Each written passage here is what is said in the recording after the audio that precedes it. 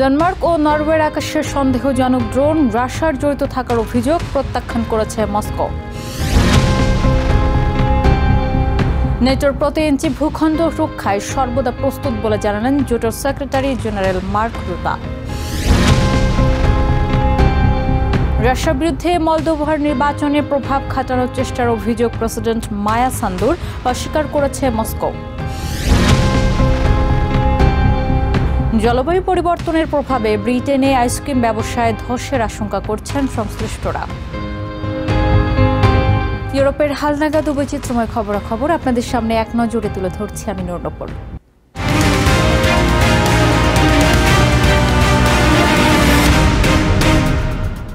অজ্ঞাত ড্রোনের উপস্থিতির কারণে ডেনমার্কের কোপেনহেগেন ও নরওয়ের অসলো এয়ারপোর্টের বিমান ওঠানামা সাময়িক বিঘ্নিত হয়েছে।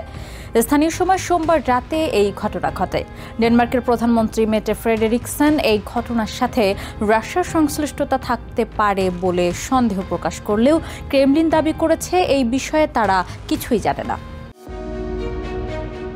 আকাশে সন্দেহজনক ড্রোন দেখা যাওয়ায় ডেনমার্ক ও নরওয়ের দুটি এয়ারপোর্টে বিমান ওঠানামা সাময়িক বন্ধ রাখার ঘটনা ঘটেছে।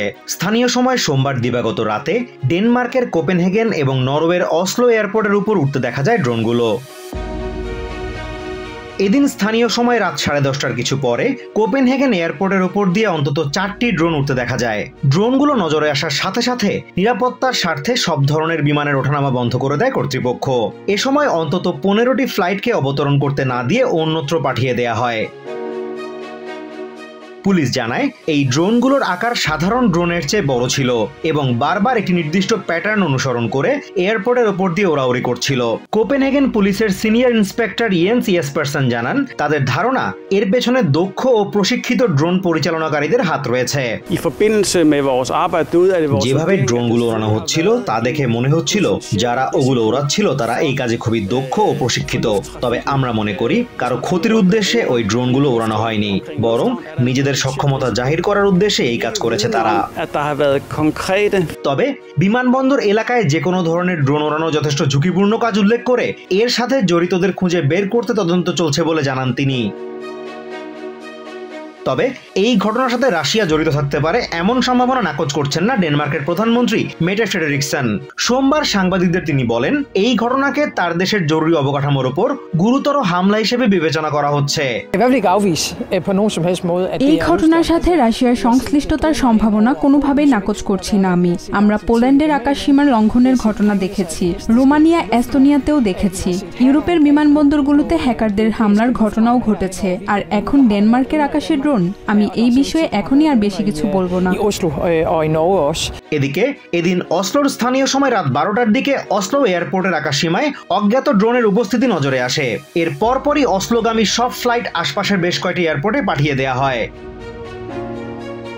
এই ঘটনার পর দুটি বিমানবন্দরই সাময়িক বন্ধ রাখা হয়। তবে ঘণ্টাখানেক বন্ধ থাকার পর আবারও পরিস্থিতি স্বাভাবিক হয়ে আসে। তবে এসব ঘটনার সাথে মস্কোর কোনো সংশ্লিষ্টতা নেই বলে দাবি করেছে ক্রেমলিন। সোমবার ক্রেমলিন মুখপাত্র দিমিত্রি পেসকভ বলেন, রাশিয়ার বিরুদ্ধে এই ধরনের অভিযোগ সম্পূর্ণ ভিত্তিহীন। যদি কেউ আমাদের বিরুদ্ধে লাগাতার এই ধরনের ভিত্তিহীন অভিযোগ করতেই থাকে তবে তা আমলে নেয়ার মতো কিছু না। আমরা প্রায় এই ধরনের ভিত্তিহীন অভিযোগ শুনি। দায়িত্বজ্ঞান সম্পন্ন কোনো পক্ষ এই ধরনের উদ্ভট অভিযোগ করতে পারে না। Azimur Rashid Kanak, TVN24 news desk. নেটোভুক্ত দেশগুলোর নিরাপত্তায় সর্বাত্মক পদক্ষেপ নেওয়া হবে বলে রাশিয়াকে হুঁশিয়ার করেছেন জোটের সেক্রেটারি জেনারেল মার্ক রুটা। মঙ্গলবার বেলজিয়ামের রাজধানী ব্রাসেলসে নেটোর সদর দফতরে সাংবাদিকদের তিনি বলেন, আকাশসীমা লঙ্ঘনের মতো রাশিয়ার এই বিপজ্জনক আচরণ অব্যাহত থাকুক, জোটের কোনো দেশই তা চায় না। রুটা স্পষ্ট করে বলেন, নেটো ভূখণ্ডের নিরাপত্তা নিশ্চিতে যা করা দরকার তা করতে জোটের সবাই প্রস্তুত আছে। তিনি মনে করেন রাশিয়া হয় ইচ্ছে করে আকাশসীমা লঙ্ঘনের মতো কাজ করছে অথবা তাদের এটা স্পষ্ট অযোগ্যতা। রাশিয়া আকাশসীমা লঙ্ঘনের পর এস্তোনিয়ার আবেদনের প্রেক্ষিতে আর্টিকেল 4 অধীনে নর্থ আটলান্টিক কাউন্সিলের 32 দেশের বৈঠকের পর এসব কথা বলেন রুটা। মলদোভার আসন্ন সাধারণ নির্বাচনের ওপর প্রভাব বিস্তার করতে রাশিয়া মিলিয়ন মিলিয়ন ইউরো ব্যয় করছে বলে অভিযোগ করেছেন মলদোভার প্রেসিডেন্ট মায়া সান্দু। সোমবার এক ভিডিও বার্তায় তিনি বলেন, অর্থ খরচ করে ক্রেমলিন হাজার হাজার ভোট কেনার চেষ্টা করছে। এদিকে দেশটির পুলিশ জানিয়েছে, রাশিয়ার হয়ে মলদোভা জুড়ে দাঙ্গা বাঁধানোর পরিকল্পনার সাথে সংশ্লিষ্টতার অভিযোগে বিভিন্ন স্থানে অভিযান চালিয়ে অন্তত ৭৪ জনকে আটক করেছে তারা। আসন্ন নির্বাচন বানচালের পরিকল্পনার অংশ হিসেবেই তারা এই দাঙ্গা লাগানোর চেষ্টা করছিল বলে জানায় তারা। এদিকে রাশিয়াপন্থী প্যাট্রিয়টিক জোটের নেতা ইগোর দোদান সরকারের বিরুদ্ধে তাদের দলের নেতাকর্মীদের ভয় দেখানোর অভিযোগ তুলেছেন। তবে দেশটির অভ্যন্তরীণ বিষয়ে হস্তক্ষেপের অভিযোগ রাশিয়া অস্বীকার করেছে। জলবায়ু পরিবর্তনের নেতিবাচক প্রভাবের ফলে ব্রিটেনের আইসক্রিম ব্যবসায় ধস নামতে পারে বলে আশঙ্কা করছে খাদ্য সংশ্লিষ্টরা। ব্রিটিশ মেট অফিস জানিয়েছে, অদূর ভবিষ্যতে সেখানে শীত ও গ্রীষ্মকালের আবহাওয়ায় উদ্বেগজনক পরিবর্তনের সম্ভাবনা রয়েছে। ফলে শীতকালে ভারী বৃষ্টি ও গ্রীষ্মকালে অনুভূত হতে পারে তীব্র গরম।